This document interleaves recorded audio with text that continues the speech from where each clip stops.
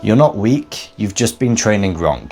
If you've been doing push-ups for months and seeing little to no results, this is why. Calisthenics can absolutely build muscle, but most people are stuck doing the exact same thing expecting different results. In this video, I'm going to break down exactly why you're not building muscle and how you can start to fix that. Alright, this isn't theory, this is what actually works. I remember when I first started calisthenics, I was this skinny kid and I was doing push-ups almost every day thinking that if I just kept showing up, my body would eventually change. But weeks went by, then months, and I'd seen little to no results. I started wondering maybe calisthenics just wasn't for me, maybe it just didn't work. But the truth is, it wasn't that I was lazy, it was that I didn't know what I was doing. I didn't know how to properly train in order to build muscle. I had no structure, no progression, no intensity. I didn't even know what those words meant in terms of working out. Once I fixed that, once I learned about these things and started incorporating them,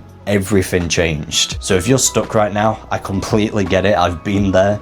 You're not broken, you just need a better system. The 3 core mistakes. Right, number 1, you're not applying progressive overload. Progressive overload is the absolute foundation of muscle growth. Your body adapts to stress. If the stress doesn't increase, neither will your muscle growth. So how can you increase the stress placed on your body throughout your workouts?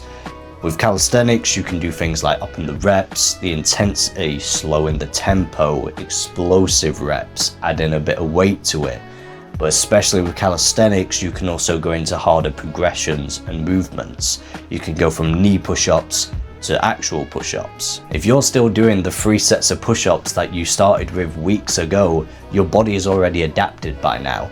You're no longer training, you're just maintaining. Number 2, you're not training close enough to failure in order for the growth to happen.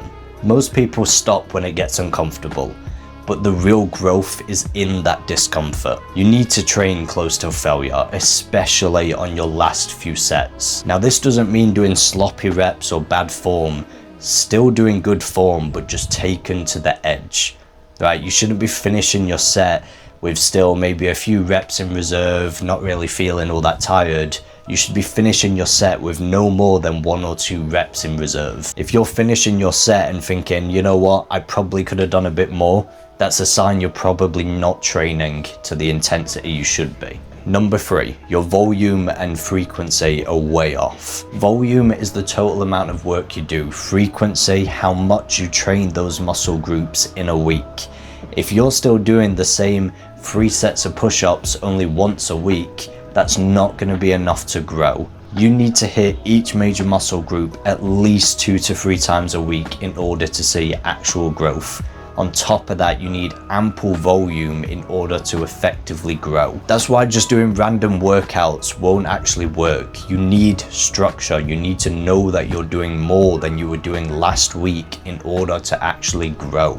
Look, I've been in the exact same spot, doing the exact same routine, showing up every day, thinking you're doing enough to change, but then looking in the mirror and not seeing any change. Nothing will change until you change how you train. You need to stop chasing things like reps and start focusing on mastery. You need to start pushing closer to failure, start doing those hard things that you don't want to do, slowing the tempo down, pausing at the bottom, more control of the movement. The things that make the movement harder are what's going to add in that extra growth. You need to stop guessing and build an actual structured plan and routine, one that is fit and built for progression. Not just doing the same thing week by week, but actually implementing progressive overload so that you can grow muscle and strength as the weeks go by. Not a random workout, an actual system. That's when things actually start to change. That's when you stop feeling stuck and actually start making progress. So, how do you actually build muscle with calisthenics?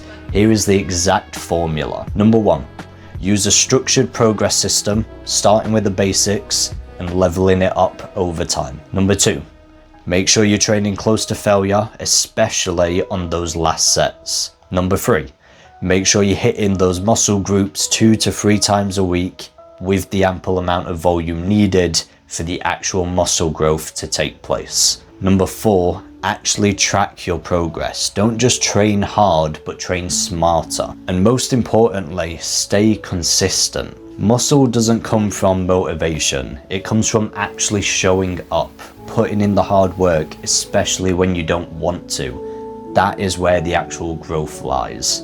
If you're tired of spinning your wheels endlessly, not knowing what to do, and want an actual full system that applies everything we've gone over in today's video, then check out my 12-week starter program. It will take you from being stuck and scattered to strong and structured.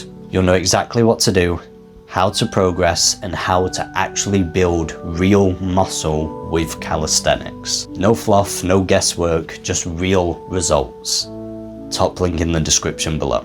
With all that being said, I'll see you in the next one. Peace.